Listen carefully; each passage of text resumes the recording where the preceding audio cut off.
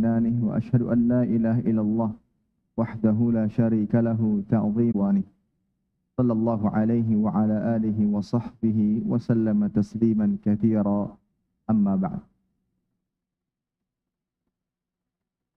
Para hadirin sekalian, asatidzah serta ikhwatal iman rahimani wa rahimakumullah taala. Alhamdulillah, senantiasa kita panjatkan puja dan puji syukur kita kepada Allah Subhanahu wa taala atas segala limpah nikmat dan karunia yang Allah tabaraka wa taala berikan kepada kita. Salawat dan salam senantiasa kita berikan kepada nabi kita yang mulia, Nabi Muhammad sallallahu alaihi wasallam, beserta kerabat beliau, para sahabat dan orang-orang yang senantiasa terus-menerus berada di jalannya sampai hari kiamat kelak. Para hadirin dan ikhwah sekalian rahimani wa rahimakumullah, kembali kita melanjutkan pembahasan kitab Riyadhus Shalihin min kalami Sayyidil Mursalin yang ditulis oleh Imam An-Nawawi rahimahullah ta'ala. Dan kita masih pada pembahasan bab kedua tentang keutamaan orang-orang lemah, fakir, dan yang tidak dikenal di antara kaum muslimin. Dan juga kita melanjutkan pembahasan hadis yang kedua dalam bab ini, atau hadis yang pertama dalam bab ini, hadis dari Harithah ibn Wahab radhiyallahu ta'ala anhu, di mana beliau mengatakan, sami'tu Rasulullah sallallahu alaihi wasallam bersabda, ala ukhbirukum bi ahlil jannah kullu dha'ifin law aqsaba 'ala Allah la barra, ala ukhbirukum bi ahlin nar kullu utullin jawadhin mustakbir, tafaqun alaih. Kata Nabi sallallahu alaihi wasallam, maukah aku beritahu kalian ciri-ciri calon penduduk surga? Mereka adalah tiap orang yang lemah dan dianggap lemah, namun jika dia bersumpah atas nama Allah, maka Allah Ta'ala pasti akan mengabulkan doanya. Dan maukah aku beritahu ciri-ciri calon penduduk neraka? Mereka adalah setiap orang yang keras hatinya, suka menumpuk harta, dan senantiasa sombong. Para hadirin sekalian, asatidzah serta ikhwah rahimani wa rahimakumullah ta'ala, hadis ini memberikan penjelasan kepada kita bahwa kemuliaan di sisi Allah Subhanahu wa taala tidak dilihat dari kedudukan atau tingginya kedudukannya saat di dunia. Banyaknya hartanya, dihormati oleh masyarakat di sekitarnya, itu semua tidaklah menjadi faktor menjadikan seorang hamba mulia di sisi Allah Subhanahu wa taala. Hal ini buktikan bahwa penghuni surga terbanyak dari kalangan orang-orang yang lemah. Kita tahu betul bahwa kemuliaan tertinggi dan kehormatan tertinggi apabila seorang hamba menjadi penghuni surga Allah Subhanahu wa taala. Allah Ta'ala balas semua amal kebaikan yang ia lakukan di dunia dengan kenikmatan-kenikmatan yang ada di surga. Tentunya ini adalah kemuliaan yang tertinggi yang didapatkan atau diperoleh seorang hamba. Sehingga lemahnya seseorang atau mungkin tidak dipandangnya seseorang ketika di dunia, itu semua tidaklah menjadi ukuran bahwa dia lemah atau rendah di mata Allah Subhanahu wa taala. Nabi sallallahu alaihi wasallam menegaskan kepada para sahabatnya bahwa setiap orang-orang yang lemah atau orang-orang yang dipandang lemah, mereka adalah penghuni terbanyak yang berada di surga Allah Subhanahu wa taala. Imam An-Nawawi rahimahullah taala mengatakan, wa ma'nahu yastad'ifuhun nas wa yahtaqirunahu li dha'fi halihi fid dunya wal murad anna aghlaba ahli jannah haula wa laysa al murad al isti'ab. Makna hadis ini, kata Imam An-Nawawi rahimahullah taala, bahwa orang yang lemah adalah orang yang diremehkan oleh masyarakat, dianggap hina, suka disuruh-suruh karena dia lemah dari sisi dunianya. Itulah kelemahan yang dimaksud.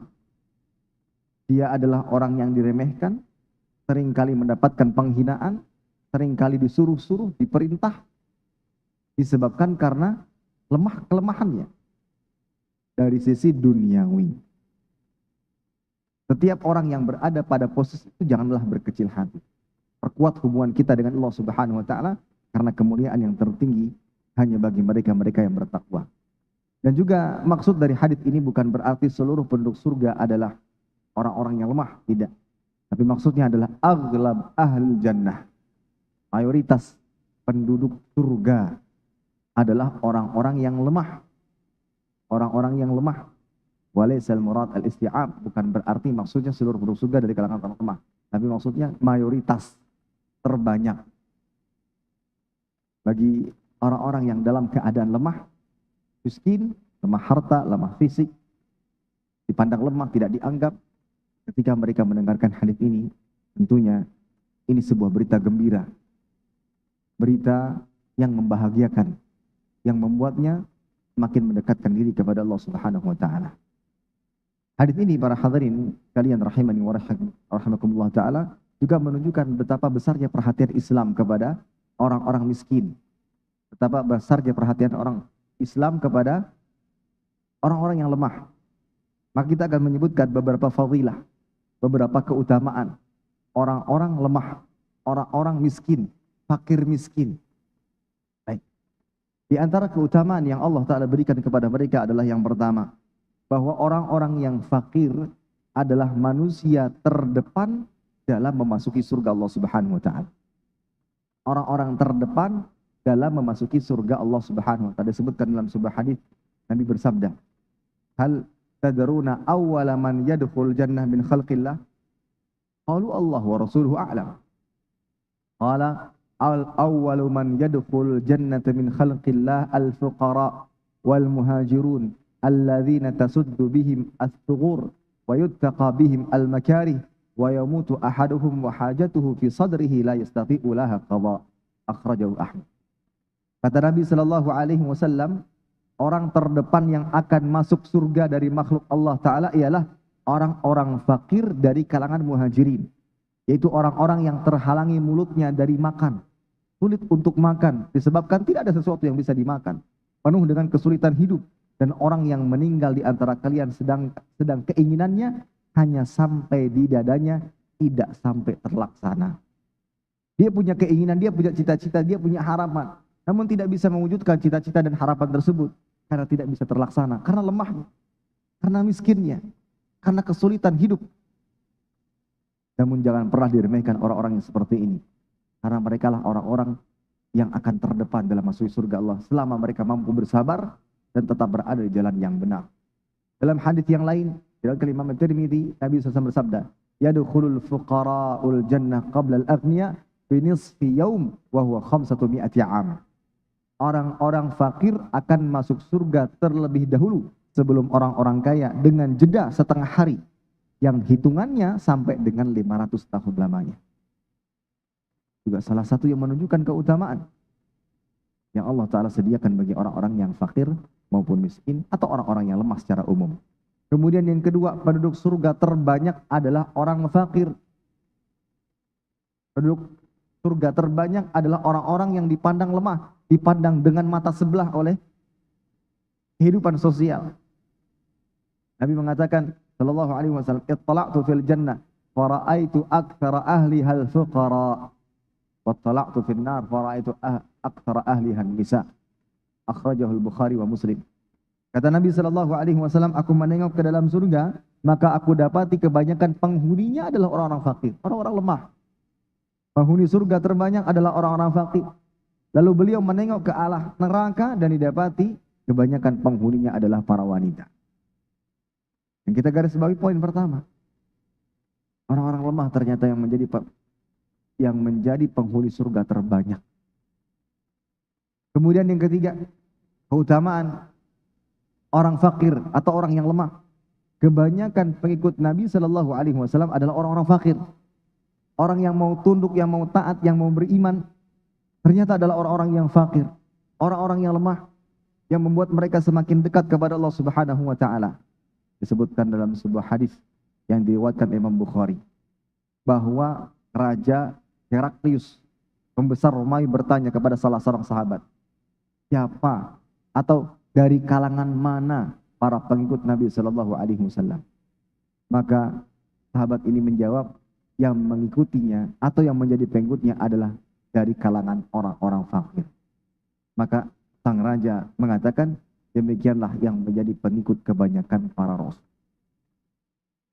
Di sini kita bisa ambil pelajaran bahwa ketika seseorang berada pada titik rendah, ini yang membuatnya semakin mudah ingat dan dekat kepada Allah Subhanahu wa taala. Ketika sedang banyaknya masalah, kesulitan ekonomi, kesulitan dalam menjalani hidup, banyak permasalahan yang ia hadapi antara dirinya dengan masyarakat, dengan orang-orang yang di sekitarnya, sulit. Namun pada titik-titik terendah itu, semestinya menjadikan ia semakin mudah untuk ingat kepada Allah Ta'ala. Mudah menangis, mudah meneteskan air mata. Dan mungkin ia akan mengingat akan dosa-dosa yang pernah ia lakukan sebelumnya, yang membuatnya berusaha untuk memperbaiki dirinya, memperbaiki hubungannya dengan Allah Subhanahu wa Ta'ala. Makanya yang paling banyak sadar, yang paling banyak mau taat, ternyata dari kalangan orang-orang yang lemah. Itu yang semestinya. Namun seburuk-buruknya orang sudah lemah justru malah melakukan keburukan untuk mengejar apa yang dia inginkan. Dan ini bisa kita praktikkan dalam diri kita. Silahkan dibandingkan. Tatkala kita sedang banyak uang dan keadaan kita dalam keadaan sempit. Sangat mudah bagi kita untuk mengangkat kedua tangan kita dan memohon pertolongan dari Allah Subhanahu wa taala. Berbeda halnya ketika kita dalam keadaan berkecukupan. Semua yang diinginkan bisa diwujudkan. Maka sedikit sekali di antara hamba-hamba Allah yang ingat kepadanya kecuali yang dirahmati olehnya. Kemudian di antara keutamaan yang Allah Ta'ala berikan dan sediakan bagi orang-orang miskin, bahwa mereka adalah orang-orang yang Allah Ta'ala perintahkan untuk didekati, untuk dicintai, untuk diayomi. Allah Ta'ala menyuruh Nabi-Nya Sallallahu Alaihi Wasallam untuk senantiasa bergaul dan mengayomi orang-orang miskin. Disebutkan dalam sebuah riwayat bahwa hal ini diceritakan oleh Sa'ad bin Abi Waqqas radhiyallahu ta'ala anhu. Waktu itu beliau bersama Nabi Sallallahu Alaihi Wasallam dan bersama 6 sahabat yang lainnya. Di mana pada saat itu dia bertemu dengan orang-orang kafir. Maka orang-orang kafir yang mengatakan, keluarkan mereka dari majlis, jangan biarkan mereka mendekati kami. Ya, orang kafir berhadapan dengan Nabi dan para sahabat lainnya. Orang kafir mengatakan, keluarkan orang-orang miskin ini. Jangan biarkan mereka mendekati kami. Di mana yang pada saat itu yang bersama dengan Nabi SAW ada Abdullah bin Mas'ud, ada Bilal, ada Hudzail, Bilal, ada seseorang dari Hudzail dan yang lainnya. Mendengar ucapan tersebut Nabi Sallallahu Alaihi Wasallam atau terbisik di dalam hati Nabi Sallallahu Alaihi Wasallam apa yang Allah Taala kehendaki, yaitu untuk menuruti kemauan mereka. Entah mungkin dalam kemaslahatan dakwah, agar perkataan apa yang disampaikan oleh Nabi mau didengar. Jadi ada keinginan untuk beristihad demikian. Maka turunlah firman Allah Ta'ala menegur Nabi Sallallahu Alaihi Wasallam. وَلَا تَطُرْدِ الَّذِينَ يَدْعُونَ رَبَّهُمْ بِالْغَدَاةِ وَالْعَشِيِّ يُرِيدُونَ وَجْهَهُ. Dan janganlah kamu mengusir orang-orang yang menyuruh Tuhannya di pagi dan di petang hari, sedangkan mereka menghendaki keridhaannya. Ada sedikit terbesit dalam hati Nabi untuk menuruti kemauan mereka.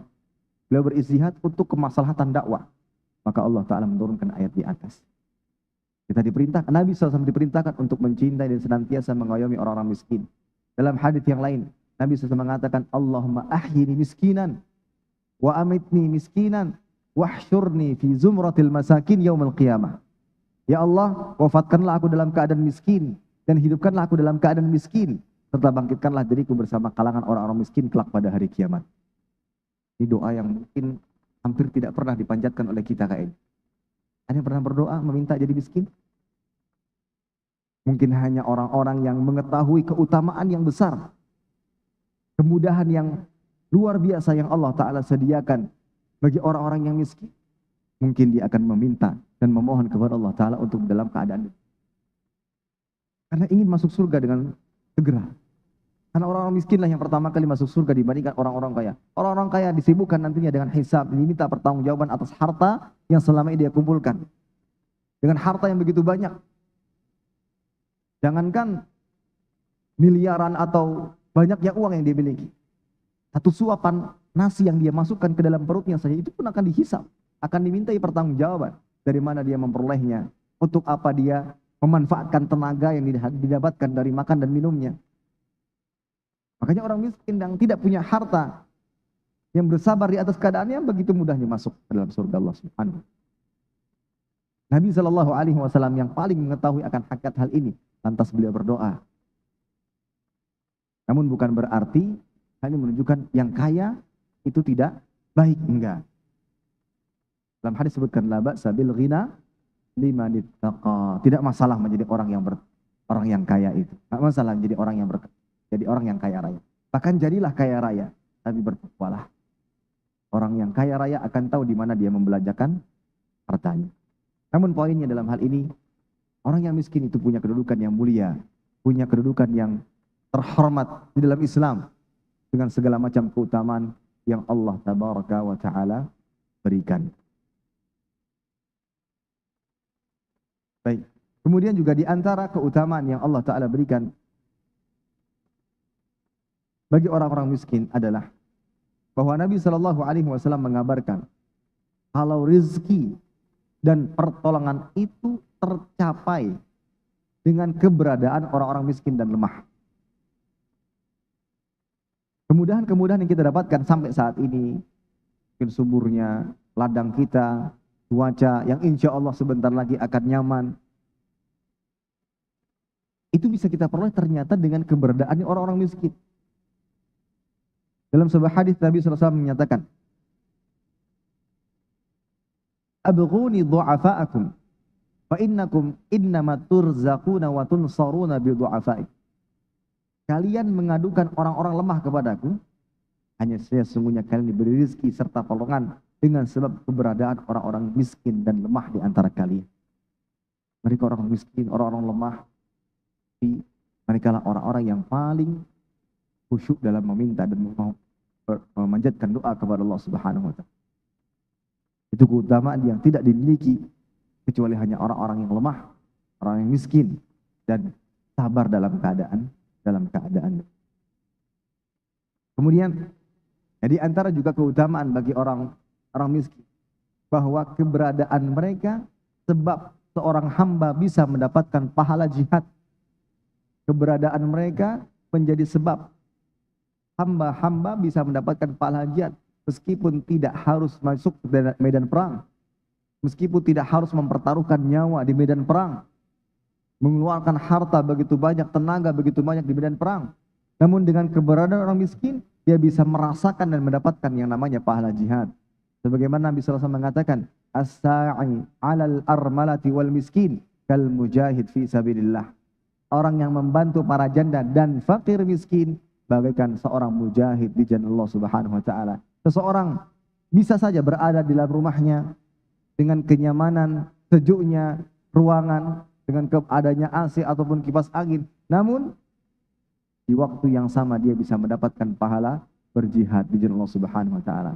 Dengan beberapa ketikan melalui gadgetnya, dia transfer beberapa uang untuk membantu, untuk meringankan beban orang-orang miskin. Pada saat itu dia bisa mendapatkan pahala jihad di jalan Allah Subhanahu wa Ta'ala.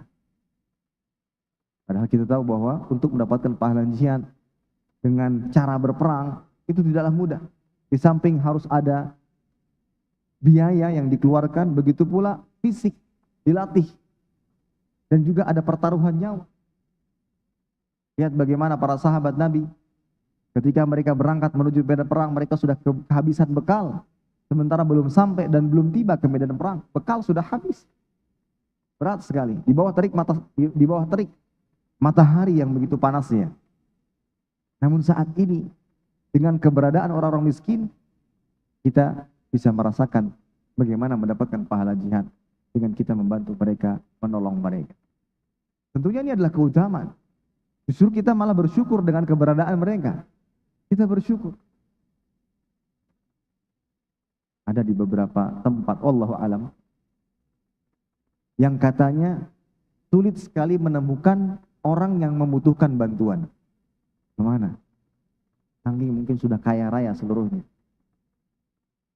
Bingung mereka di tempat. Akhirnya mau tidak mau mengeluarkan hartanya dan bersedekah keluar daerahnya. Baru dia bisa menemukan orang-orang yang membutuhkan. Maka di satu sisi keberadaan mereka ini mendatangkan keberkahan bagi kita semuanya. Ini para hadirin sekalian asatidzah serta ikhwah rahimani wa rahimakumullah taala, keutamaan-keutamaan atau di antara keutamaan yang Allah taala berikan kepada orang-orang miskin. Mereka itu mulia. Mereka itu mulia. Oleh karena kita diminta dan diperintahkan untuk mendekati mereka. Ahibbil masakin. Kata Nabi sallallahu alaihi wasallam kepada Aisyah radhiyallahu taala, cintailah orang miskin. Begitu pula yang diwasiatkan kepada Abu Dzar agar beliau radhiyallahu taala anhu dekat dengan orang-orang miskin. Orang miskin itu mempunyai keutamaan. Ya. Dan sekali lagi inti dari pembahasan kita kali ini bahwa kemiskinan tidaklah menjadikan seorang manusia itu rendah, lemah, baik harta, fisik, itu tidaklah menjadikan manusia itu lemah, rendah. Karena tingginya kemuliaan atau kemuliaan hamba itu hanya dilihat dari sisi ketakwaannya. Ketakwaannya kepada Allah Subhanahu wa taala. Allah taala alam bisawab. Demikian kiranya bisa disampaikan, mudah-mudahan yang disampaikan bermanfaat. Kurang lebihnya mohon maaf. Kita tutup dengan doa kafaratul majlis. Subhanakallahumma bihamdika asyhadu an la ilaha illa anta astaghfiruka wa atubu ilaik. Wassalamualaikum warahmatullahi wabarakatuh.